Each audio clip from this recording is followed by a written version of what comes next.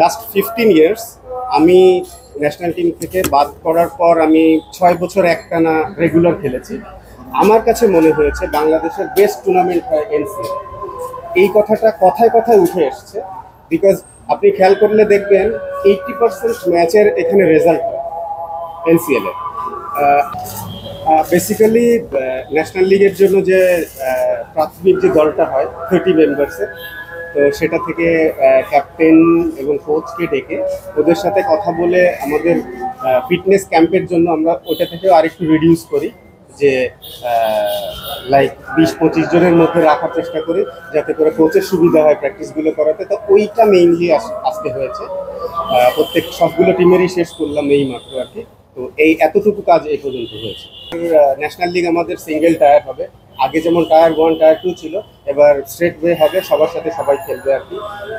ভবিষ্যতে আরও প্ল্যান আছে, হয়তো সেগুলো এক্সিকিউট হবে, তাই এটা দিয়ে শুরু করা হচ্ছে।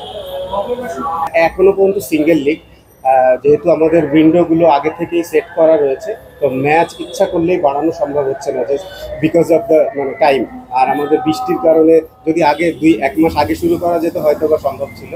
তো তারপর এটারও প্ল্যান আছে আমাদের, আমরা চেষ্টা করব টাইম বের করার।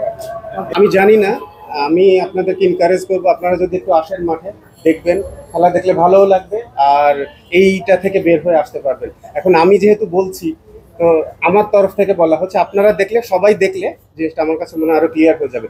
জিনিসটা ওরকম আর নাই, এখন প্রত্যেকটা প্লেয়ার বেশ কম্পিটিটিভ ওয়েতে এনসিএল খেলছে বলে আমার মনে হয়। এবং উইকেটের ব্যাপারগুলো চেঞ্জ হয়েছে, আরও চেঞ্জ হবে। স্পেসিফিকভাবে যদি কিছু দরকার হয় সেগুলোরও চেষ্টা করা হবে আর কি। এগুলো এখন ইমপ্রুভ করার জায়গা। কেমন মনে হয়? ফার্স্ট অফ অল, যারা টেস্ট টিমে থাকে, টেস্ট খেলে, তাদের জন্য টাইম ম্যানেজ করা একটা ডিফিকাল্ট ব্যাপার হয়। আর আরেকটা আছে যে লোড ম্যানেজমেন্টের ব্যাপার আছে, যেটা মেডিকেল টোটালি লুক আফটার করে। তো এটা একটা বড় কারণ।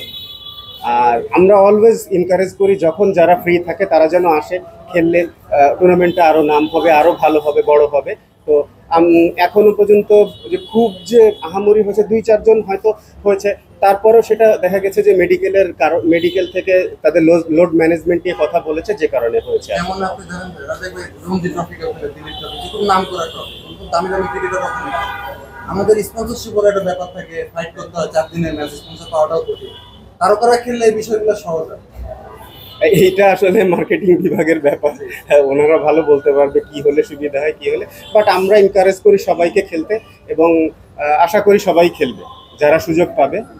আর আরও একটা আছে, এবার আমাদের তো নতুন এনসিএল এ কিন্তু T20 ইনক্লুড করা হয়েছে, যেটা আমাদের আসলে বিপিএল ছাড়া টুর্নামেন্ট আসলে ছিল না। তো যেটা চিন্তা করেই করা হয়েছে যে বিপিএল এর আগে এনসিএল এর 4 days ভার্সনের পরেই আমাদের T20 টুর্নামেন্টটা হবে।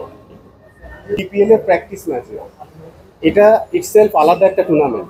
এটা আমাদের ন্যাশনাল টিমের কথা চিন্তা করে, যাতে করে আরও বেশি T20 প্লেয়ার তৈরি হতে পারে, বের হতে পারে, খেলাটার সিস্টেম জানতে পারে, এই জন্য করা।